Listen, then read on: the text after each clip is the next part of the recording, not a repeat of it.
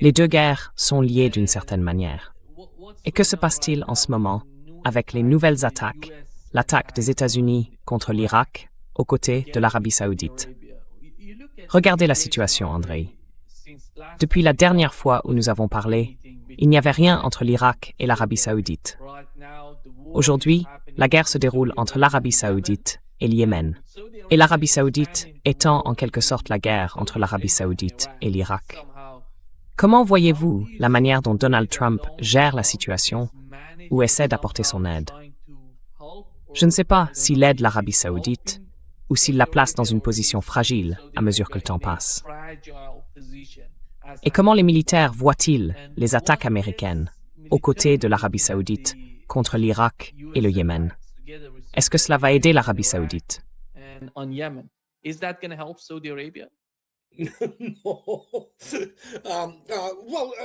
Non. Eh bien, M. Trump est un imbécile sénile ou impuissant. Voilà ce qu'il est. Il ne comprend pas le sens de l'art d'État ni de la gouvernance en tant que telle. Son administration dans son ensemble non plus, parce qu'une bande d'amateurs dirige tout ça. Enfin, ce n'est pas comme si les États-Unis avaient produit des diplomates, des agents du renseignement et des militaires professionnels depuis longtemps. Et ce n'est pas seulement Trump. Avant lui, il y avait l'administration Biden. Puis il y a eu ces cinglés d'Obama. Alors ils s'enfoncent toujours plus dans le chaos qu'ils ont eux-mêmes créé. Eh bien, que puis-je dire? Nous en avons déjà parlé. Je veux dire, ils ne comprennent pas la guerre. Et maintenant, vous avez Brad Cooper. En fait, peu importe la façon dont les gens le traitent, parce que, oh non, il est probablement efféminé et tout ça.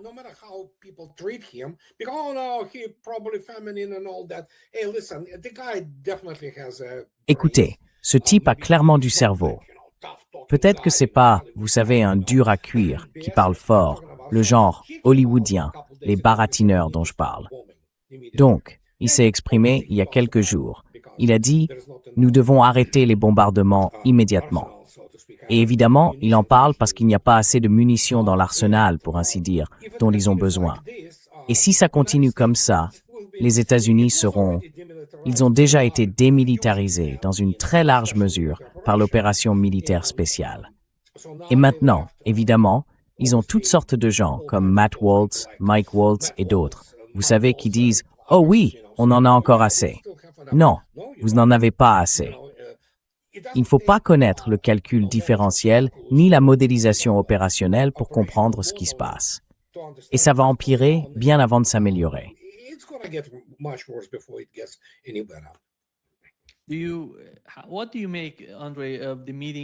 Que pensez-vous, Andrei, de la rencontre entre Donald Trump, Benjamin Netanyahu et Zelensky? On a le sentiment que Zelensky, avant de se rendre à Washington, a attaqué l'un des navires iraniens, un cargo iranien. À mon avis, il a essayé d'envoyer une sorte de message à Donald Trump. Nous pouvons venir ici. Nous pouvons faire quelque chose pour vous. Comment interprétez-vous cela?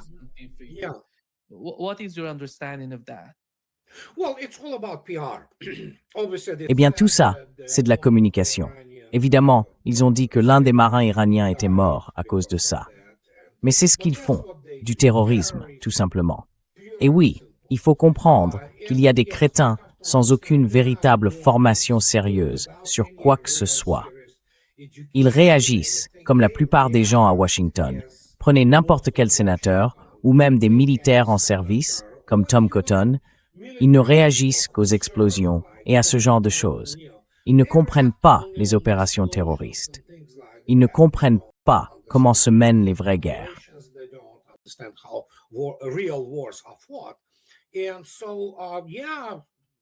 Et donc, oui, tuer des civils, c'est ce qu'ils font. Du terrorisme, pur et simple. Et je ne dis rien de nouveau. Monsieur Lavrov, aujourd'hui dans son interview, il regarde le terrorisme et pense que c'est ça la guerre. Je veux dire, il pense que cela a, d'une certaine manière, un effet sur la conduite de la guerre. Mais ce n'est vraiment pas le cas. Ça rend simplement les gens plus déterminés, et vous savez, ils sont proches et ils sont hors de toute. Ils doivent mener la guerre comme le Pentagone l'entend. Et je peux vous le dire maintenant, il ne comprend pas ce qu'est une vraie guerre. Ça n'a jamais été le cas. Et je parle donc de l'époque contemporaine. Je ne parle pas de gens de la stature de Eisenhower ou de George Marshall. Ces gars-là savaient ce qu'est la guerre. Ceux-là, non. Ils n'y comprennent rien. Donc oui, ça ne va aider en rien et ils continueront à faire du terrorisme. D'ailleurs, Sibia, ou quel que soit son poste de ministre des Affaires étrangères, a immédiatement appelé Araghchi après que l'Iran a en gros montré la carte de portée indiquant qu'il pouvait facilement atteindre l'Ukraine. Alors vous savez, ils essayent de limiter les dégâts, mais ils continueront à faire ce genre de choses, d'une manière ou d'une autre.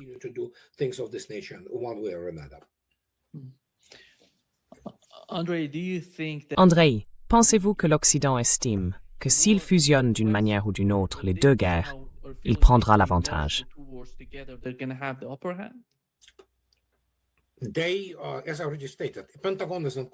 Comme je l'ai déjà dit, le Pentagone est incompétent. Les élites politiques et militaires américaines, en général, ne comprennent pas ce qu'est la guerre. Elles peuvent penser ce qu'elles veulent, mais elles ont inventé cette version hollywoodienne de la guerre, avec les gentils, qui sont évidemment eux. Enfin, voyons. Revenons à 1996. Jeff Goldblum, avec son vieux portable Apple Macintosh, a réussi à pénétrer le logiciel du vaisseau extraterrestre d'une civilisation avancée capable de voyager entre les étoiles. Vous vous souvenez d'Independence Day? Enfin, voyons. Même la fantaisie a des limites, d'accord? Mais voilà qui ils sont. Enfin, pas tous. Il y a des gens compétents, mais on ne les laisse pas approcher des niveaux de pouvoir et d'influence. Et oui, les généraux américains ne sont pas intelligents.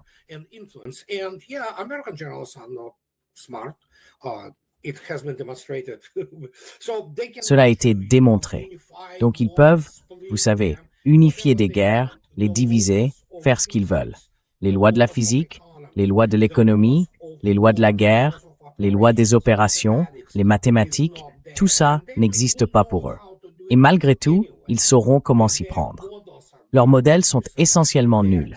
Leur technologie est nulle, à l'exception de ce qui a toujours été le point fort de l'armée américaine, l'ISR, c'est-à-dire le renseignement, la surveillance et la reconnaissance.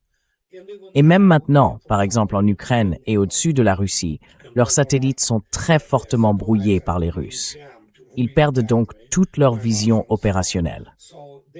S'agissant de l'Iran, ils se trompent généralement dans leurs calculs. Et la détermination du peuple iranien est telle que... Mais encore une fois, écoutez, ils n'ont pas de spécialistes de l'Iran ou de la Russie ou de Stat Lucensi.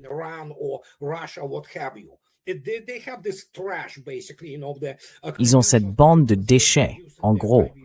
Vous savez, les crétins diplômés qui fabriquent dans les universités de l'Ivy League et tous ces dissidents qui font sortir comme ça. Vous savez, la famille, pas la vie, par exemple.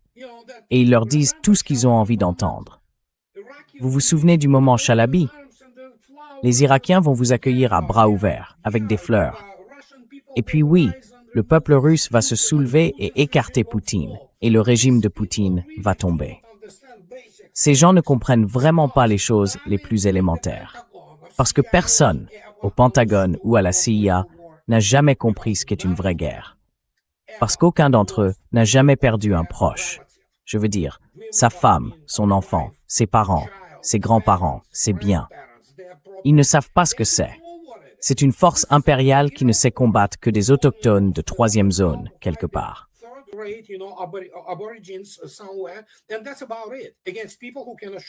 Et c'est à peu près tout, face à des gens qui ne peuvent pas vraiment riposter. Là, ils se heurtent à quelque chose auquel ils ne sont pas préparés. Ils ne l'ont jamais été.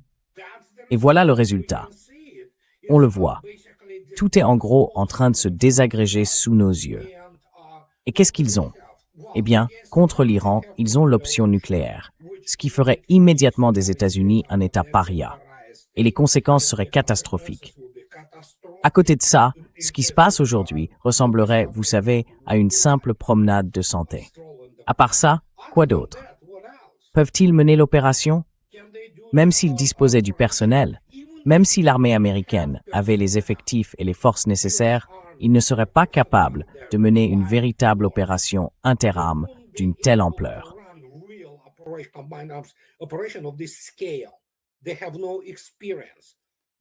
Ils n'ont aucune expérience. Ils en sont encore, vous savez, à s'accrocher à cette dernière carte de la première guerre du Golfe en Irak. Enfin, épargnez-moi ça. C'est ce qu'on a. C'est une catastrophe géopolitique qui commence maintenant à avoir de graves effets géopolitiques et économiques, si vous voulez. Et la question ne se limite pas au prix du pétrole. Juste avant que je vienne ici, des méthaniers américains transportant du gaz naturel liquéfié ont été touchés en Égypte. Bon sang. Ces gens-là ne comprennent pas. Ils ont toujours pensé « Oh, on a des Tomahawks ou des JASSM et on peut atteindre n'importe qui. »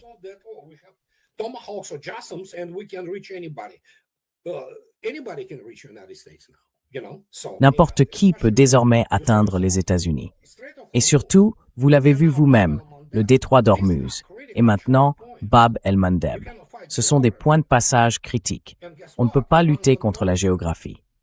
Et devinez quoi? L'Iran les contrôle. Nous y voilà. Est-ce qu'ils peuvent les ouvrir? Non. Et c'est à peu près tout.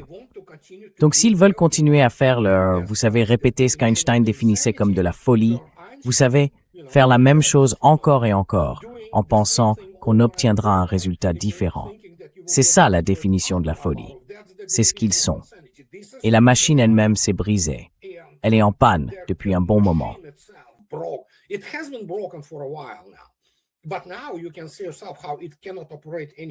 Mais maintenant, vous pouvez voir par vous-même à quel point ça ne peut fonctionner nulle part. Et vous avez ce type qui a sauvé l'Amérique, comme il se présente lui-même. Vous avez vu le compte Truth Social de Donald Trump? Il faut le destituer. Ce type est complètement perdu. Mais encore une fois, il est entouré de lèche-bottes totalement incompétents. Et là encore, le Pentagone est incompétent. La CIA est incompétente. Alors qui va venir lui dire « Mec, tu as tout foiré ». C'est le fubard, complètement foutu, au-delà de toute reconnaissance. Et il continue de jouer avec les marchés. Et ce n'est pas vraiment un président, c'est une sorte d'escroc. Mais encore une fois, la plupart d'entre eux l'étaient plus ou moins.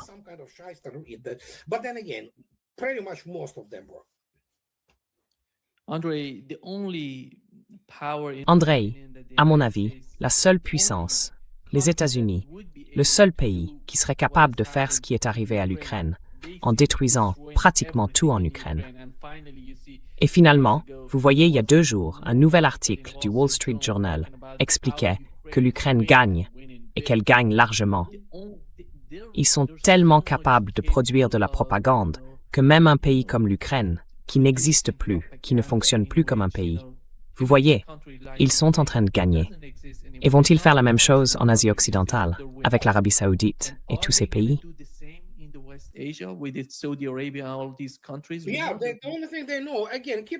Oui, la seule chose qu'ils connaissent. Encore une fois, gardez à l'esprit que le journaliste américain moyen, du Wall Street Journal, de CNN, de la BBC, les Britanniques, évidemment les Allemands, la Lügenpresse, en moyenne, ce sont des terroristes et des propagandistes goebbelsiens.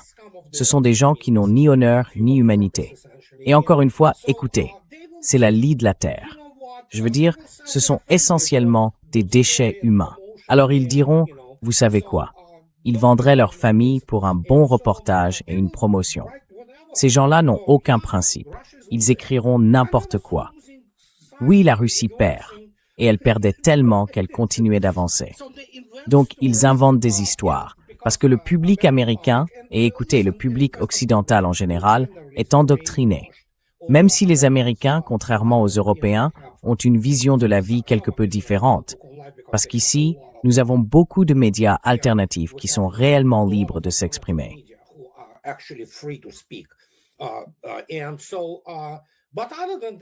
Et donc, à part ça, j'en suis sûr, Moscou est sur le point de tomber. Oui, les Russes préparent leur lettre de reddition sans condition. Mais oui, c'est ce qu'ils font. C'est une bande de perdants. Ils sont incapables de comprendre que les États-Unis ne sont absolument pas ce qu'ils ont essayé de faire croire qu'ils étaient. C'est un tigre de papier. Et puis, quand on voit ce qu'ils enseignent aujourd'hui comme histoire militaire dans les écoles de guerre ou dans leurs académies militaires, ce ne sont que des contes de fées au fond. Vous savez, comme si Patton était prêt à aller jusqu'à Moscou. Enfin, ces gens ne comprennent manifestement pas les bases des opérations militaires. Et oui, à la fin, ils ont fini par croire à leur propre propagande. Et ils se sont révélés incompétents. Enfin, le terrorisme, c'est ce qu'ils font. Allons.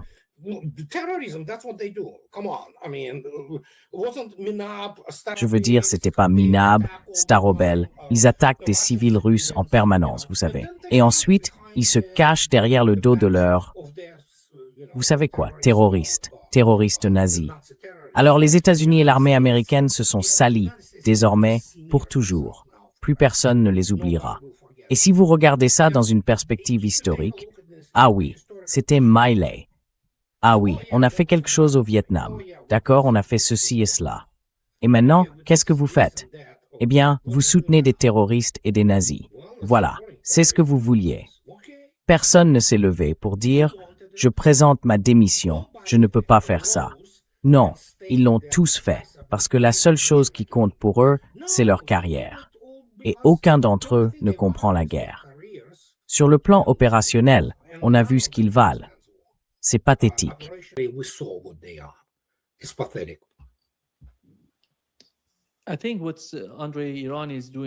Je pense que ce que fait l'Iran, André, hier soir, nous avons eu une attaque iranienne contre la Jordanie. Et les États-Unis ont vu Donald Trump annoncer une sorte de pause parce qu'ils n'avaient pas attaqué l'Iran depuis 4 jours. Puis on voit l'Iran les attaquer sans avoir été attaqué. L'Iran évalue simplement la situation en Jordanie. Ils veulent frapper. Ils veulent devancer les attaques à venir des États-Unis. Comment voyez-vous la situation concernant le système de défense aérienne, les intercepteurs et les armes dont ils disposent en Asie occidentale? Eh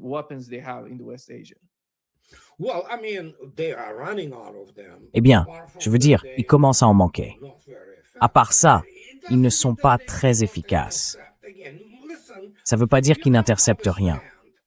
Encore une fois, écoutez, il faut comprendre que Ted Postol peut sortir et pérorer sur ces 2%. Ce n'est pas 2%.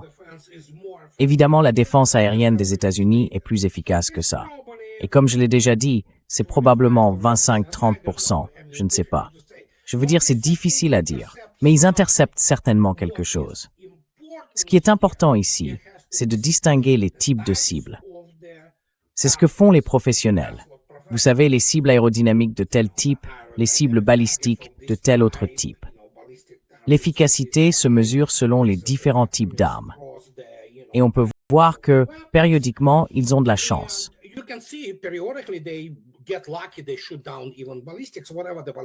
Ils abattent même des missiles balistiques, peu importe ce qui vole là-bas. Mais même si c'est 35%, même si c'est 40%, autant ne pas en avoir, parce que la majeure partie passe quand même. Et en conséquence, beaucoup de photos satellites ont été publiées, notamment, et on peut voir les dégâts qui ont été causés aux bases américaines. Les États-Unis ont été expulsés de la région du Golfe Persique. Point final. C'est aussi simple que ça.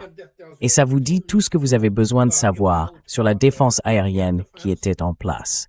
Et encore une fois, ce chiffre catastrophique, 3 THAAD sur 8, c'était le super méga truc, enfin le système d'armes, vous savez, le système antimissile balistique. Disparu, détruit. Donc voilà tout ce que vous avez besoin de savoir.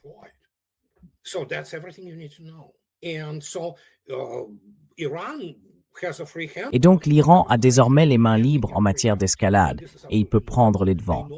C'est tout à fait normal. Ils savent où les principaux moyens américains se sont retirés, essentiellement. C'était la Jordanie, évidemment.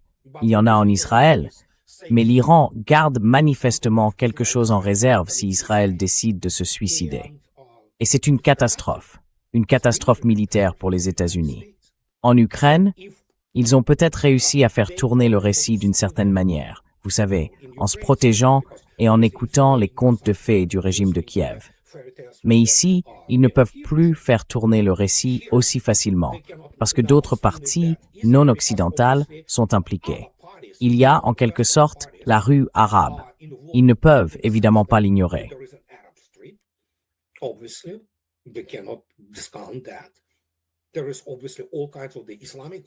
Il y a évidemment toutes sortes de pays islamiques et musulmans qui réagissent à tout cela.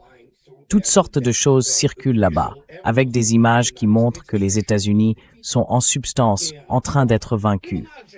Et même Al Jazeera. Oh oui, vous savez, on sait. Mais ces monarchies du Golfe, c'est fini pour elles. Et Dubaï, de toute évidence, est vide maintenant. Ça va pas se redresser. C'est tout l'enjeu, vous savez. Donc leur évolution, du point de vue de ce qui comptait vraiment pour l'Occident, en un sens, pas comme opération stratégique, je dirais, si l'on reprend cette analogie militaire, c'est le pétrole et des choses de cette nature.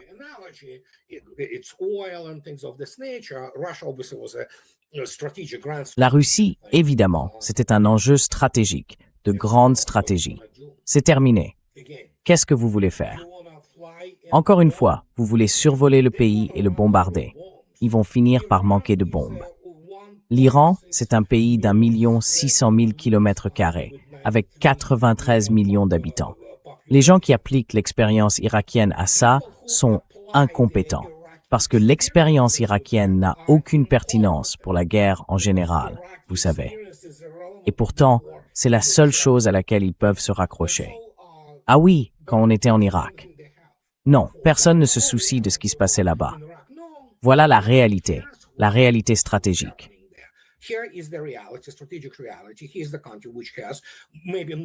Voilà un pays qui n'a peut-être pas les armes les plus sophistiquées, mais des armes suffisamment bonnes pour pénétrer, vous savez, la défense aérienne, quelle que soit la défense aérienne qu'il reste aux États-Unis. Et maintenant, ils n'ont plus de missiles pour les patriotes. Ce n'est pas comme s'ils avaient été très bons au départ. Mais voilà, c'est la réalité. Et encore une fois, la question est la suivante.